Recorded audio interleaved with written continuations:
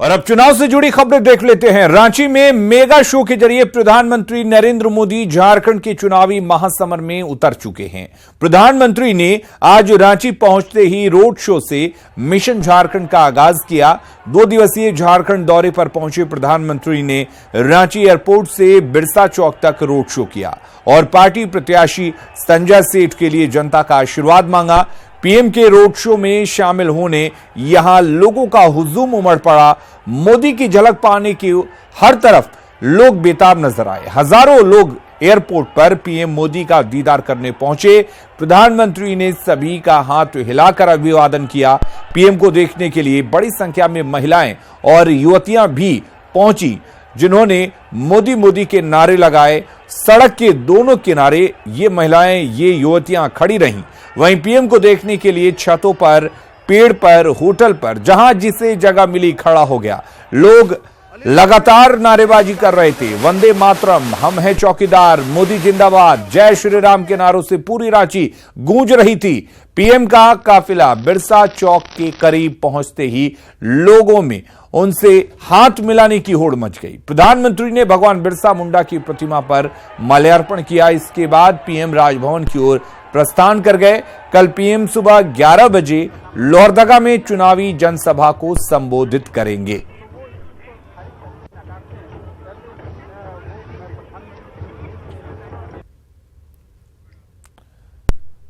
और इधर लोकसभा के तीसरे चरण का चुनाव संपन्न हो गया। आज देश भर की 117 सीटों के साथ बिहार की 5 सीटें सुपौल, अररिया, झंझारपुर, मधेपुरा और खगड़िया के लिए वोटिंग हुई। सुपौल में बीजेपी के राष्ट्रीय प्रवक्ता शाहनवाज हुसैन ने ऑब्जर्वर द्वारा वोटरों को धमकाने का आरोप लगाया। आज के मतदान में कई दिग्गजों की किस्मत दांव पर लगी है। मधेपुरा में शरद यादव, पप्पू यादव और दिनेश चंद्र यादव के बीच टक्कर है, तो सुपौल में रंजीत रंजन और दिलेश्वर कामत के बीच मुकाबला है। वहीं खगड़िया में महबूब अली कैसर और वीआईपी के मुकेश सैनी आमने सामने हैं। अररिया की बात करें तो यहां पर लड़ाई सरफराज आलम और प्रदीप सिंह के बीच में है, तो झंझारपुर में रामप्रीत मंडल और गुलाब यादव के बीच में मुकाबला है।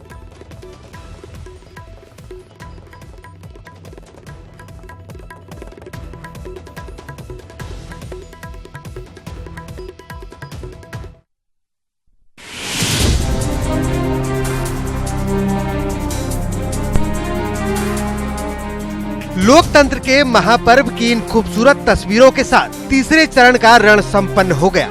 बिहार की 5 सीटों पर बटन दबाकर मतदाताओं ने 82 उम्मीदवारों के भाग्य का फैसला ईवीएम में कैद कर दिया। इन 5 सीटों में सबसे हॉट सीट मधेपुरा की है, जहां आरजेडी के शरद यादव, जेडीयू के दिनेश चंद्र यादव और जनाधिकार पार्टी के पप्पू यादव के बीच त्रिकोणीय मुकाबला है। बिहार की हाई प्रोफाइल सीटों में से एक मधेपुरा सीट जिस वजह से हाई प्रोफाइल है, वो वजह है यहाँ से जो त्रिकोणीय लड़ाई है उसको लेकर। हमारे साथ पप्पू यादव जी मौजूद है यहाँ पर, और इन्हीं वजहों से ये सीट हाई प्रोफाइल भी है। पप्पू जी, चुनाव चल रहा है आपके सीट पर, अब क्या उम्मीद करें? वर्तमान सांसद भी हैं आप यहाँ से। सर, उम्मीद आप जाके, हम तो उम्मीद है अपने माँ के, अपने कोसी के बेटा के रूप में। हम तो एक विश्वास है कोसी सीमांचल के, इस बिहार के गरीबों के। एक मधेपुरा सीट को लेकर अगर हम बात करें तो नीतीश कुमार लगातार तकरीबन 10 दिनों से ज्यादा उन्होंने यहाँ कैंप किया। तेजस्वी यादव ने भी पूरी ताकत लगाई है। क्या लगता है कि एक अहम का सीट बन चुका है मधेपुरा? नहीं, ये हमेशा से रही है। यहाँ आचार्य कृपलानी जीते हैं, यहाँ बीपी मंडल जीते हैं। खैर, नेताओं के दावे अपनी जगह है। आप लोकतंत्र के इस महापर्व की एक खूबसूरत तस्वीर भी देख लीजिए। एक सबसे खूबसूरत तस्वीर दिख रही है, वो यहाँ पर आपको मैं दिखाना चाहूंगा। एक देखिए 80 वर्ष की ये महिला हैं और ये यहाँ पर वोट देने आई हैं। ये चल भी नहीं सकती हैं, आप देखिए कुर्सी पर बैठी हैं। इनका जो भतीजा है, ये पोता है, वो यहाँ पर इनको उठाकर लाया गया है, इनको लाए हैं और वो यहाँ पर वोट डाल चुकी हैं। आप अम्मा, वोट डाल दिया आपने? हाँ। वोट डाल दिया? हाँ। दिखाइए जरा आप अपना वोट। देखिए आप, ये देखिए एक खूबसूरत तस्वीर जो कह सकते हैं आप लोकतंत्र की। मधेपुरा की तरह झंझारपुर सीट पर भी मुकाबला त्रिकोणीय है। मुख्य मुकाबला आरजेडी के गुलाब यादव, जेडीयू के रामप्रीत मंडल और निर्दलीय देवेंद्र प्रसाद यादव के बीच है। झंझारपुर में भी बूथों पर लंबी लंबी कतारें सुबह से ही देखने को मिली। मतदाताओं ने अपने मत का इस्तेमाल कर प्रत्याशियों की किस्मत ईवीएम में कैद कर दी। बात सुपौल की करें तो यहाँ मुख्य मुकाबला कांग्रेस की रंजीत रंजन और जेडीयू के दिलेश्वर कामत के बीच है। सुपौल में जो व्यापार संघ का भवन है वहाँ के ये वोटर हैं और काफी संख्या में वोटर मतदान केंद्र पर पहुंच चुके हैं अपना वोट कास्ट करने के लिए। और ठीक इनके बगल में आधी आबादी है जो अपना वोट कास्ट करने के लिए पहुंची है।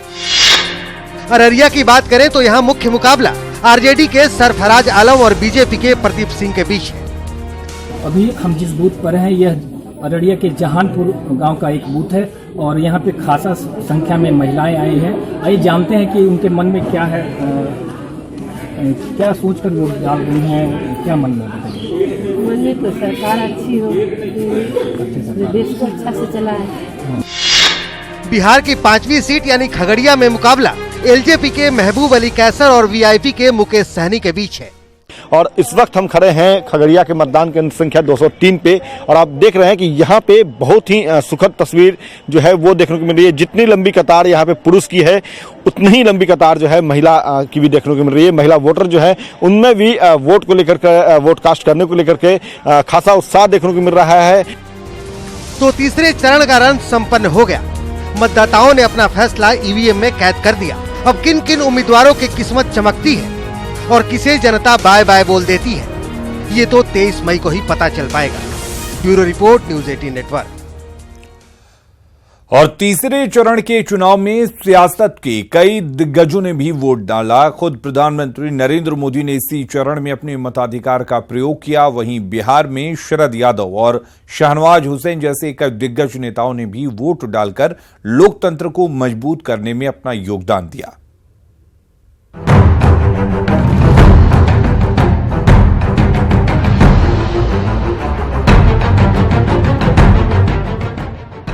लोकसभा चुनाव के तीसरे चरण में 15 राज्यों की 117 सीटों पर मतदान संपन्न हो गया। प्रधानमंत्री नरेंद्र मोदी और बीजेपी अध्यक्ष अमित शाह और सपा संरक्षक मुलायम सिंह यादव सहित तमाम दिग्गजों ने अपने मत का प्रयोग किया। गुजरात में भी 26 की 26 सीटों पर उत्साहजनक मतदान के समाचार मिल रहे हैं। मैं देश भर की सभी सीटों के मतदाताओं को अपील करना चाहता हूं, गुजरात की भी 26 की 26 सीटों के। बात बिहार की करें तो यहाँ भी 5 लोकसभा सीटों पर मतदान हुए। आम लोगों के साथ साथ सियासत के दिग्गजों ने भी वोट डाला, चाहे वो मधेपुरा से आरजेडी उम्मीदवार शरद यादव हों, अररिया से बीजेपी उम्मीदवार प्रदीप सिंह हों, जेडीयू के राष्ट्रीय महासचिव संजय झा हों, झंझारपुर से जेडीयू उम्मीदवार रामप्रीत मंडल हों या फिर बीजेपी के राष्ट्रीय प्रवक्ता शाहनवाज हुसैन हों। इन तमाम नेताओं ने वोटिंग की और अपनी अपनी पार्टी की जीत का दावा भी किया। उम्मीद करें, वर्तमान सांसद भी हैं आप यहाँ से। सर उम्मीद आप जाके हम तो उम्मीद है अपने माँ के, अपने कोसी के बेटा के रूप में। हम तो एक विश्वास है कोसी सीमांचल के, इस बिहार के गरीबों के, इस देश के गरीबों की उम्मीद और सपना, एक आसियाना है दिल्ली में, पटना में। इस बार शरद जी को उम्मीद है इस सीट से फिर से? नहीं, मैं मानता हूं कि देश भर में जो वातावरण है उसके अनुसार यहाँ भी वातावरण है। अब जनता ने चुन लिया तो अब वो क्या कह रहे हैं उस पर हमको कोई कमेंट नहीं। जनता ने चुन लिया या पार्टी ने चुन लिया, तो अब जनता के चुनने की बारी आज है। बिल्कुल, पार्टी ने भी चुना, जनता ने भी चुना और दूसरे क्या कहते हैं हम कभी उस पर कमेंट नहीं करते हैं और ना उन पर कमेंट करते हैं। देखिए, वेट किया है लेकिन वोट डाल दिया है। ये वोट देश को ताकत देगा। ये वोट ये वोट देश को मजबूत करेगा। ये वोट देश को आतंकवाद को जवाब देगा। ये वोट देश में भ्रष्टाचार को दूर करेगा। ये वोट देश की गरीबी को दूर करेगा। ये वोट देश में बेरोजगारी को दूर करेगा। लोकतंत्र की यही तो खूबसूरती है। आम और खास एक साथ लाइन में लगकर वोट करते हैं और इस वोट की ताकत से लोग अपनी मनचाही सरकार बनाते हैं। तीसरे चरण की वोटिंग हो गई। प्रत्याशियों की किस्मत ईवीएम में बंद हो चुकी है। जब 23 को ईवीएम खुलेगा तब पता चलेगा किसके दावे में कितना दम है। Bureau report, news 18। और वोटिंग के दौरान लोगों में पूरा उत्साह दिखा। बड़ी संख्या में लोग वोटिंग करने पहुंचे और पोलिंग बूथों पर वोटरों की लंबी कतार दिखी। महिला और बुजुर्ग भी लोकतंत्र के महापर्व में पूरा योगदान देते नजर आए और बिहार के 82 उम्मीदवारों की किस्मत ईवीएम में कैद हो गई।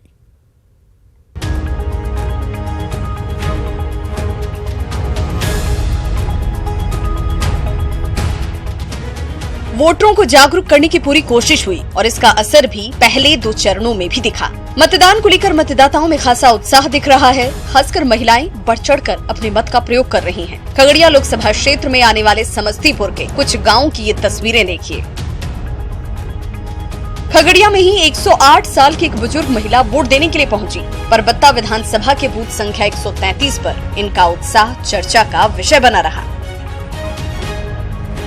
हसनपुर विधानसभा क्षेत्र के बिठान पुहिया घाट करेह नदी पार कर मतदाता नाव पर चढ़कर मतदान केंद्र तक पहुंचे। इस वक्त पुहिया घाट में करेह नदी में हम नाव पे हैं और यहाँ पे जो हमारे साथ मतदाता हैं वो वोट करने के लिए जा रहे हैं। ये करेह नदी की धारा है जिससे होकर के ये नाव इस वक्त गुजर रही है।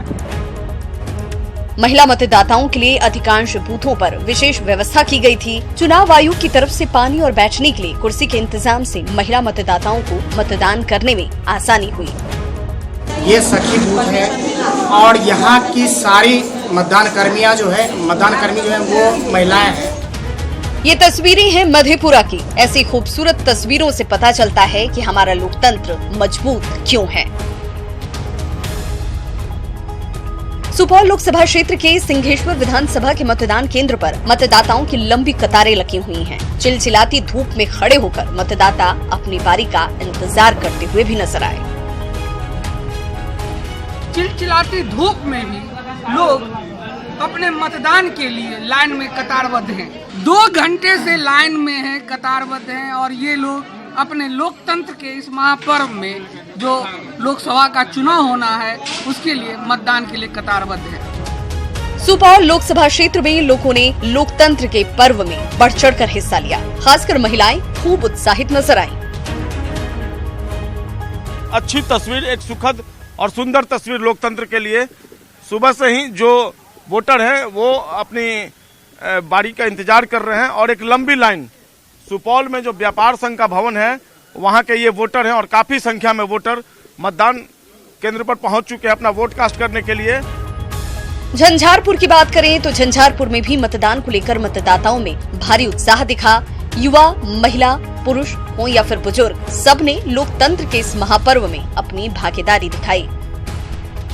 यहाँ पिंक बूथ बनाया गया है। यहाँ पिंक बूथ पे महिलाओं के लिए खास इंतजाम किए गए हैं। साथ ही यहाँ पे काफी संख्या में महिलाएं अपनी बारी का इंतजार कर रही हैं। सुबह से ही लंबी लंबी लाइन लगी हुई है। महिलाओं में खासा उत्साह देखा जा रहा है। कुल मिलाकर ये तस्वीरें उन मतदाताओं को भी प्रेरित करती हैं जो मतदान के दिन को छुट्टी से ज्यादा कुछ नहीं समझते। न्यूज़ 18 एक बार फिर से सबसे ये अपील करता है कि आपकी कोशिश से ही देश बदल सकता है। इसलिए मतदान के दिन घरों से बाहर निकलें, बटन दबाएं और देश बनाएं। Bureau report, news 18। और इधर सुपौल में चुनाव आयोग के दावों की पोल खुल गई। गौरवगढ़ के बूथ नंबर 129 पर वोटर लिस्ट में जिस महिला को मृत बताया गया था वो महिला मतदान के लिए अपने बूथ पहुंची, लेकिन वोटर लिस्ट से नाम कट जाने की वजह से 90 साल की रदिया देवी वोट नहीं दे सकी। रदिया देवी सदर इलाके के वार्ड नंबर 4 की रहने वाली हैं। उन्होंने बताया कि उनकी अंतिम इच्छा वोट देने की थी, लेकिन यहां अधिकारियों और कर्मचारियों की लापरवाही की वजह से एक जीवित महिला को कागजों में मृत घोषित कर दिया गया।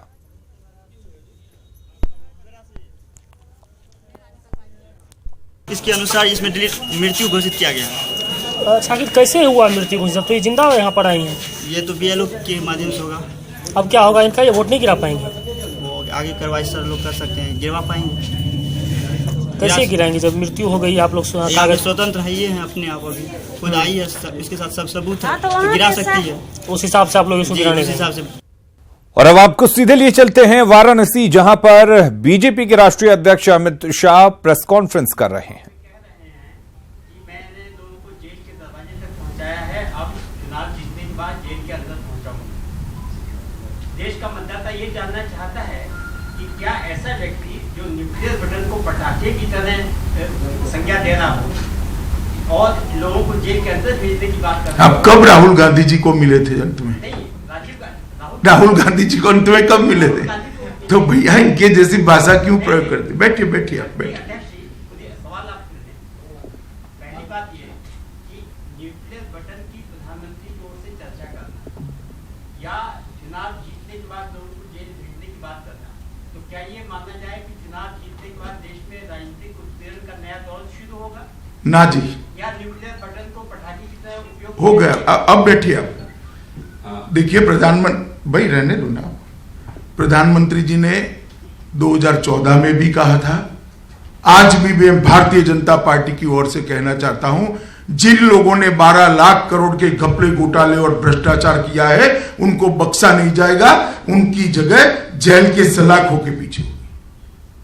अगर राजनीतिक उत्पीड़न करना होता तो अब तक चले गए होते। न्यायिक जांच कर रहे हैं, विधान के हिसाब से, विधि के हिसाब से, संविधान के हिसाब से जांच कर रहे हैं, इसीलिए 5 साल लगे। ये अंतर मालूम होना चाहिए। और क्या कहना चाहते हैं जो लोग कहते हैं जो भ्रष्टाचार करेंगे उनको छोड़ दे क्या? ये जनता का पैसा है, इसकी पाई पाई का हिसाब देना पड़ेगा।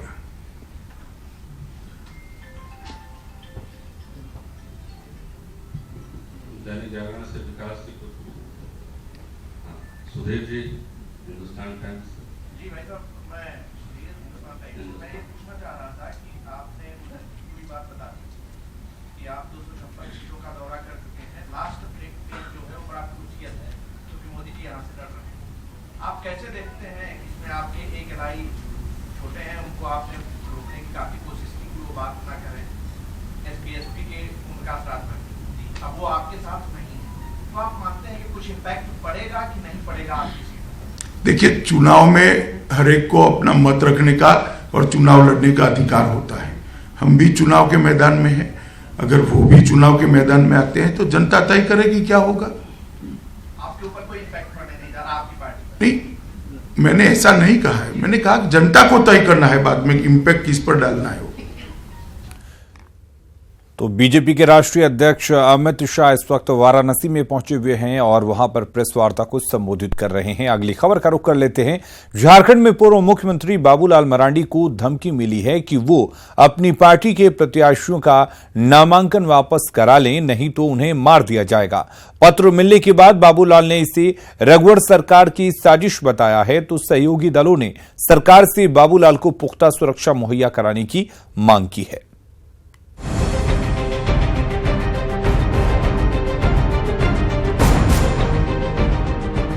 झारखंड में लोकसभा चुनाव के लिए मतदान शुरू होने से ठीक पहले बाबूलाल मरांडी को जान से मारने की धमकी मिली है। पत्र में कहा गया है कि बाबूलाल मरांडी 23 अप्रैल से 19 मई तक झारखंड से बाहर रहें और पत्र मिलने के 48 घंटे के भीतर झारखंड छोड़ दें। पत्र में यह भी कहा गया है कि बीजेपी के लिए सभी 14 लोकसभा सीट जिताने की जिम्मेदारी एमसीसीआई माओवादी संगठन को मिली है। ऐसे में पत्र को आवश्यक समझा जाए और जेवीएम अपने प्रत्याशियों को बैठा दे, नहीं तो गाड़ी समेत कोडरमा जिलाध्यक्ष शंकर यादव की तरह उड़ा दिया जाएगा। बाबूलाल मरांडी ने इसे सीधे तौर पर रघुवर सरकार की साजिश बताते हुए जांच की मांग की है। सरकार से हम चाहेंगे कि इस पूरे मामले की जांच सरकार को करनी चाहिए और जो भी दोषी है उसमें उनकी कार्रवाई करें। बाबूलाल मरांडी को मिली धमकी को बीजेपी ने चुनावी स्टंट करार दिया है। आज उनका वजूद खत्म हो चुका है, उसके बावजूद वो कोडरमा से चुनाव लड़ रहे हैं और हारेंगे, यह भी निश्चित है। इसलिए बाबूलाल मरांडी जी भी चुनावी हथकंडा अपना रहे हो, ऐसा भी हो सकता है। बाबूलाल को मिली धमकी पर महागठबंधन दल जेवीएम के साथ खड़े हैं और सूबे की कानून व्यवस्था पर सवाल खड़े किए। जब नवंबर और नवंबर के चुनाव में जब बाबूलाल जी और महागठबंधन का सरकार बनेगा, फिर उनकी स्थिति और खराब होगी। तो इसीलिए मुझे लगता है कि उनको डरा धमकाने के लिए, लेकिन बाबूलाल जी कोई डरने वाले नहीं है। नेता कोई सुरक्षित नहीं है। और जब हमारे राज्य के प्रथम मुख्यमंत्री श्री बाबूलाल मरांडी जी को ही जब धमकी मिल रही है, ये तो साफ है कि विधि व्यवस्था चौपट है। जिन पर इस तरह का थ्रेट हो उन पर तो विशेष ध्यान देने की जरूरत है और दलगत भावना से ऊपर उठकर उनकी सुरक्षा की पूरा बंदोबस्त, पूरा व्यवस्था सरकार की जिम्मेवारी है और मुझे लगता है सरकार इन कर्तव्यों से विमुख नहीं होगी। अगर धमकी देने की असली वजह बीजेपी को सभी सीटें जिताना है तो धमकी वाले पत्र पर सवाल खड़ा होता है कि धमकी 2 सीट पर लड़ने वाले जेवीएम को ही क्यों, 7 सीट पर लड़ने वाली कांग्रेस और 4 सीट पर लड़ने वाले जेएमएम को क्यों नहीं, या फिर समूचे महागठबंधन दल के पार्टी अध्यक्षों को क्यों नहीं। रांची से मनोज के साथ ब्यूरो रिपोर्ट, न्यूज़ 18।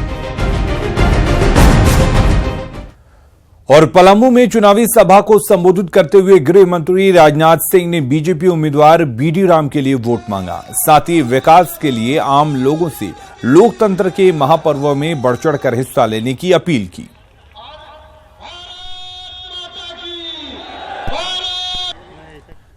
तो गृह मंत्री राजनाथ सिंह आज अपने चुनावी दौरे पर चतरा के इटखोरी पहुंचे, जहां उन्होंने जनसभा को संबोधित करते हुए कांग्रेस पर तीखा हमला किया।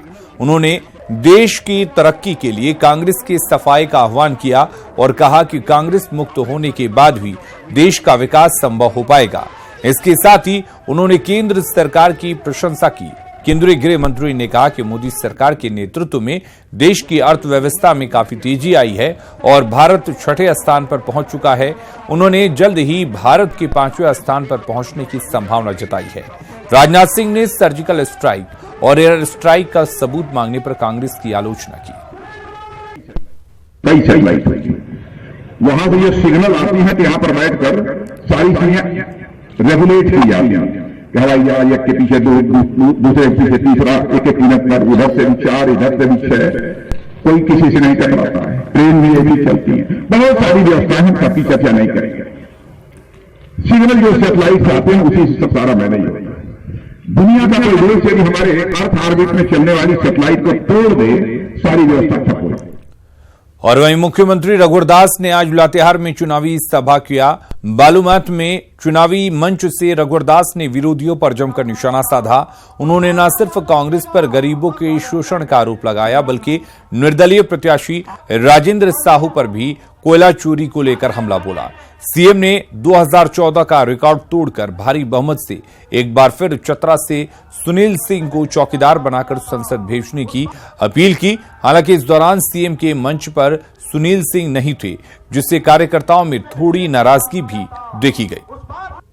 अपने अपने गांव, अपने अपने कस्बे, अपने अपने मोहल्ला में चौकीदार की भूमिका निभाते हुए चतरा से एक चौकीदार, देश के लिए चौकीदार चुनकर आपको भेजना है ना। आपका एक वोट यहाँ हम लोग बैठे हुए पे नहीं पड़ेगा, कहां जाएगा? सीधे मोदी जी के पास जाएगा ना। तो सीधे मोदी जी को देखना, इधर उधर मत देखो, दाया बाया कौन क्या है, नहीं आया गया जाया। मैं आप सबसे अनुरोध करूंगा, सारा कहानी आप जान रहे हैं, कौन कौन चिरकुट लोग खड़ा है, छुटभैया लोग, उसको कुछ दे रहा तो खा लो, नोच लो, लेकिन वोट मत देना। बोला हम नौजवान जरूर 1000-2000 दे रहे हो तो लाओ रख लेते हैं, लेकिन वोटवा। पश्चिम बंगाल की राजनीति के रक्त चरित्र की, जहां हो रहे लोकसभा चुनाव में एक तरफ हिंसा जारी है तो दूसरी तरफ बम्पर वोटिंग। प्रदेश में दूसरे चरण में चुनाव के दौरान हुए हिंसा के बाद अब तीसरे चरण में भी हालात नहीं बदले और मुर्शिदाबाद में एक शख्स की जान चली गई। बम के दम पर वोट पाने से बचेगा लोकतंत्र, बाकी जगह शांति, पश्चिम बंगाल में क्यों अशांति? खून नहीं बहता तब होती लोकतंत्र की जीत। पश्चिम बंगाल की राजनीति का रक्त चरित्र। तारीख बदली, दिन बदला, जगह भी बदल गया। अगर कुछ नहीं बदला तो वो है पश्चिम बंगाल की राजनीति का रक्त चरित्र। ये तस्वीरें तीसरे चरण और दूसरे चरण में हुए चुनाव की हैं। तब वोट देने से रोकने वालों के खिलाफ हवाई फायरिंग और लाठीचार्ज करनी पड़ी थी। इस बार वोट देने से रोकने के लिए गुंडों ने बम का इस्तेमाल किया है। आरोप है कि बम चलाने वाला शख्स टीएमसी यानी ममता दीदी की पार्टी का कार्यकर्ता है और उसके निशाने पर थे कांग्रेस के कार्यकर्ता। इस हिंसा में एक शख्स की जान भी चली गई। इस राजनीतिक हत्या के खिलाफ कांग्रेस पार्टी ने कोलकाता में इसी ऑफिस का घेराव किया और राजनीति की आड़ में हो रहे खून का हिसाब मांगा। तो वहीं पीएम मोदी ने भी पश्चिम बंगाल में हो रहे हिंसा पर हमला किया। करप्शन हो या क्राइम, ये दो ही ऐसी चीजें हैं जो टीएमसी के राज में नॉन स्टॉप है। ये पहला वाकया नहीं है। पश्चिम बंगाल में इससे पहले हुए चुनावों में भी तस्वीरें इससे मिलती जुलती ही रही हैं। चाहे विधानसभा चुनाव हो या पंचायत चुनाव या फिर लोकसभा चुनाव, अब तो हालात ऐसे बन गए हैं मानो पश्चिम बंगाल में अगर वोटिंग हुई तो खून बहना तय है। सवाल है कि आखिर क्यों? क्या दीदी को अपना किला दरकता नजर आ रहा है या फिर दीदी को किसी भी कीमत पर सिर्फ अपनी सत्ता चाहिए? ये सवाल इसलिए क्योंकि दूसरे चरण में 12 राज्यों के 95 सीटों पर चुनाव हुए थे और सबसे ज्यादा वोटिंग प्रतिशत पश्चिम बंगाल का रहा था। तब पश्चिम बंगाल में 75.27% मतदान हुआ था, जबकि इस बार की वोटिंग तो 80% की सीमा भी लांघ चुकी है। तो क्या ये वोटिंग सत्ता के खिलाफ है या ये वोटिंग सत्ता के डर से हो रहा है? क्योंकि अगर ये वोटिंग ममता दीदी के लिए हो रहा है तो फिर ये घबराहट क्यों है? हर जगह मारपीट और खून खराबा क्यों हो रहा है? अगर ऐसे खून खराबे से सत्ता मिलती भी है तो क्या वो सरकार किसी भी सूरत में जनता की सरकार कहलाएगी? Bureau report, news 18 network.